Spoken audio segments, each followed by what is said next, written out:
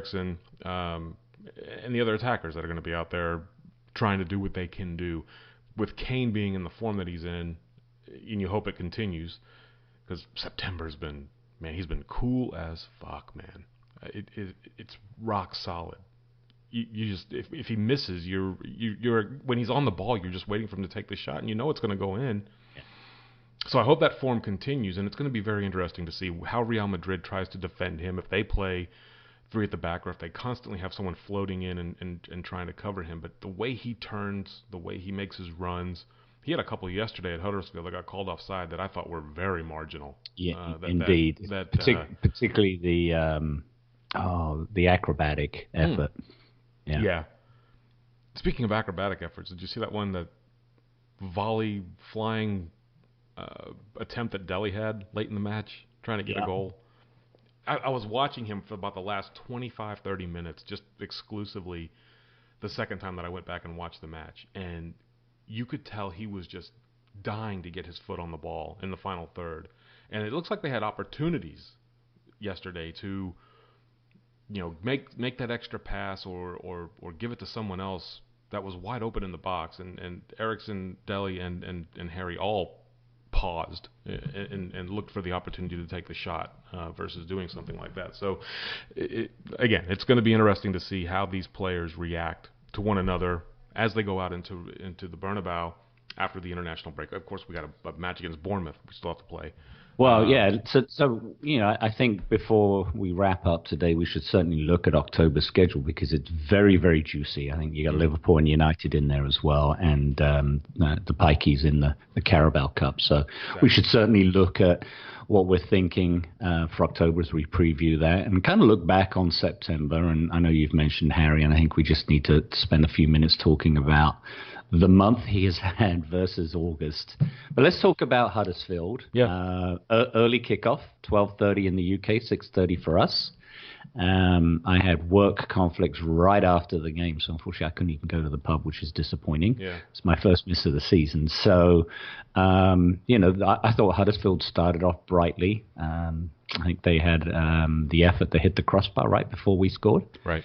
And from that point on, we kind of took over. Harry scored in the 9th minute. We got the second from Davies, the 16th, and then Harry scored in the 23rd, and it was all over. Until, of course, Sam's $100 bet with Tim that looks like it's in great jeopardy, with Sissoko absolutely scuffing that effort in the 91st minute. Do you think? I haven't seen if that's gone in front of the dubious goals panel, or if that'll happen till Monday. Do you really think that goal is going to stand with him, or do you think it's going to go down as an own goal? I think it's 50-50. Sam's obviously hoping it's going to go as an own goal. I think it's 50-50. I think for Sissoko's sake, that he wants it to count. You could tell he did not care how that ball ended up in the net, as long as he got credit for it. I think he's wanting to get off the schneid a little bit in a Tottenham shirt, and I think he tweeted out a couple of things. That he was finally glad to get on the score sheet. He gave God credit. He did. But let's talk about Sissoko, because he divides opinion. I know a lot of people out there absolutely have slated him in the past, myself included. And there are others, particularly in his last few games, that have said his performances are worthy of praise. And I think there's a smidgen of truth to that. But I still think his shooting ability is absolutely shocking. There were other efforts that in this game and in the Apoel game where I could have kicked it harder than he could. And it's like he's side-footing it at the keeper. I'm like, what are you doing, man? Knock the cover off it and put it in the back of the net. And again, I would have thought his better option on that pass to him for that effort at the end of the game yesterday would have been better served if he'd wellied it first time when it came to him, but he controlled it and tried to pass into the back of the net. I personally think it was either going straight at the keeper or wide. The fact it was deflected into the net is obviously a blessing for him. But, I'll give credit where credit due. Yes, his performances have improved. He has been better on the ball. His distribution's been somewhat better. It's not where it needs to be. But I think his shooting ability, giving us that attacking option, isn't there right now. And that's clearly where he needs to take the game. Because we're relying so heavily on, 4 people? Yeah. Son, who has he scored for us yet this season? Yes, yeah. Dortmund. Is that his only goal? Yes, that's it. Yeah. Delhi, whose production, and I know we talked about it last week, he'll come stronger. And obviously, Mr. Kane's doing fine, and Mr. Eriksson is contributing as he has done so far this point. But we've obviously got some contributions out the back with Davies getting his second goal yesterday, and I think he'd scored 2 in 125 appearances. Yeah. Prior to, and he had an assist yesterday too. Season. Yeah. So, as that scurvy pirate once asked, "Who is Harry Kane? Who is Danny Rose?" He's not going to get a look in at the way Davies is playing. And again, he's one of those players that comes in for some slack. But what are your thoughts on the game? You know what? I like the performance. I thought it was dominating. Yes, they did have some early chances, but you expect that against any club at home. I don't care if it's Barnsley in a League Cup. It's going to be having to endure at some point during the match 15 to 20 minutes of pressure, and I thought we did that okay. They again, like Apoel, they certainly had their opportunities, but they didn't capitalize on those, and we certainly did. And because they were at home, they did not sit 10 behind the ball, especially since we got an early goal. It begs to ask the question, and we have been, is this something that needs to happen? We have to score in the first 30, 35 minutes of a match to open things up a little bit so that we can play the way we want to play. And even the NBC pundits, as they were coming out for halftime, and I think it was Robbie Earl that said, when he was asked the question, what does a manager say to their club after going in and you're basically being dominated like this, and Harry Kane is completely unstoppable at the moment. And he said, you hate to say it, but it's all about damage control at this point. There's nothing you're going to do to go out there and take this game by the scruff of the neck and take it back, barring, red card or like what happened last week against West Ham. So, but to answer the question, I like the flow. Eriksson is so good at directing traffic and making sure that things are moving in a positive direction all the time. You don't see a lot of back passing and whatnot. And when we do, it's just to set things up for the next attack. It's not passive. Yeah, it's switching sides. It's not working down the left. Let's take it back and we'll go through the back three to get it to the right-hand side. And it's as simple as that. I enjoyed watching the back six play yesterday as much as I've enjoyed watching the defensive side of the match move, or defensive side of a formation moving forward in attack. Davies to me he's not like the perfect athlete or the fastest guy on the pitch, but he's very much in the mold for me as Eric Dyer is, in that he's an all-around footballer. He can score, he can play defensively, he has enough speed to make him serviceable out on the wing. His distribution is really good at times. Trippier and him, I think, are neck and neck in terms of that, in ability to distribute the ball. And his footwork is not bad at all. You see him caught on the touchline a couple of times, and he knows how to get around a player or make a quick pass to alleviate some of that pressure.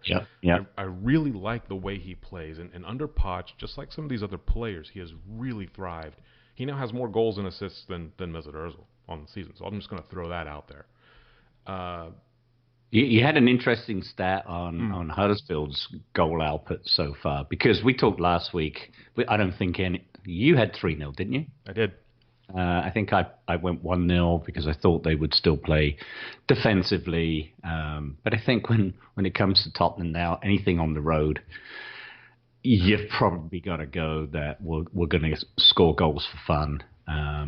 We do have some tough away fixtures coming up at places where historically we don't do well, but the way we play on the road, going back to last season and particularly those last two games, which were just ridiculous, we are a team to be reckoned with. And I think, to your point earlier, with the Huddersfield game, getting that early goal, putting the home team's game plan almost out the window, forces different tactics by the home team, and that was clearly evident, and we put that pressure on them. And it was it the left back Love who was responsible for both of our first goals. I mean, I think the two Robbies said that he should have put his head on that first one that Harry got to, because you do not give him a half chance to get that opportunity to go on goal. And as you said, he's bearing down on goal. And I think they did the analysis afterwards that we saw over here on NBC, where they kind of showed that zone that Harry was taking that last look at. Where's the keeper? Do I go far side or do I go near side? And they kind of painted almost like a strike zone as to where he should put the ball, and boom, that's where he put it. And I think that's the intelligent part of Harry's game. Yeah. That's clearly he's benefiting from with these goals, because the chances he takes and the goals he scored, I don't know what that ratio is, but it's an incredible strike rate. Give him the chance, it's going to happen. Then on the second one, I think that was just unfortunate. Great lead-up play with the kind of tiki-taka, one-touch football around the halfway part of the pitch. The ball comes to Eriksson. He's getting ready to pass, and I guess it comes off of Love's foot straight into Davis's pass, and it was a great finish from Davis. No taking away. Credit to him, because he's at full throttle trying to beat the defender to the ball, and then to have the control to place the ball where he placed it was brilliant. Yeah, and I think there were some other opportunities due to Huddersfield's, I don't know, say it was lackluster play or just the errors they were making. Is it Losel, the goalkeeper? He had that whiff that Harry almost capitalized. And I kept trying to figure out, there was someone who had a much better opportunity to, if Harry, I know he was looking for the goal at that point, but if he had spun around, there was someone who had basically, because I think they had a strop on when he didn't pass it. Yeah. And then Losel to Eriksson in the second half, he's trying to prevent the ball from going out of play, and he drops it right there on the byline. And Eriksson was trying again, like Kane in the first half, be a bit smart with the ball when there might have been a better opportunity to lay it off. But that wasn't good goalkeeping by the young lad there. Yeah, and you know, he gets caught in the middle, right? So he catches the ball. He knows his body, you know, weight is falling out of, and he doesn't want to get caught, you know, I guess giving up a corner, and he drops the ball, so it stays in bounds, and then his body falls out, and then I think in a split second he realized, oh shit, what have I done? You know, scrambled back, and of course it worked out for them. But inevitably the third goal comes. What a left-footed strike! There's no defending it. It reminded me of Bale. That's what he used to do. He'd cut in from the right, get it on his left, and shoot. You look at what is his last goal for the club was against Sunderland at White Hart Lane at the death, and it's very simply cuts in from the right, runs across the top of the box, and curls in. That obviously was a different class goal, but for Harry. What a great goal. What a great strike. He knew exactly what he was doing, where he wanted to put it. The bend on there brought it back in, and it was great. Definitely the goal of the game. So let's talk about Harry. Yeah. 13 goals, club and country, in 1 month. His best month in his career, right? Yes. 11 goals for Spurs, 5 this week, 7 in 8 days. When you go back to the West Ham game, it's just incredible, and he had chances to get the hat. I think I've read. I'm trying to remember the stat, and I might get the numbers wrong here, but I think it's 13 in his last 6 road matches. Yeah, I think Gary Lineker has been just drooling over the output of Harry Kane. I mean, I think at one point he tweeted out, "Hey, slow down, lad! You're making some of us Spurs old guys look bad." And but you know, he's just full of praise, and it's funny. I saw something else on Twitter, because I think I tweeted out after the second goal and around halftime, says, okay, I wonder who in the UK has him sold off to Madrid or United at this point. Whereas over here on NBC's show, we never hear that from the Robbies or Kyle or Rebecca. They just don't say that. They talk about the here, the now, his ability, and they heap praise on him, not say he needs to go somewhere else to be world class. He's world class. Yeah. There's no doubt about it. Going somewhere else, I'm not sure if he will continue to be world class, but will it elevate him to a different level? No. other than potentially winning more trophies. But let's see out this season. Let's see how we do. If we win one, which we're all shouting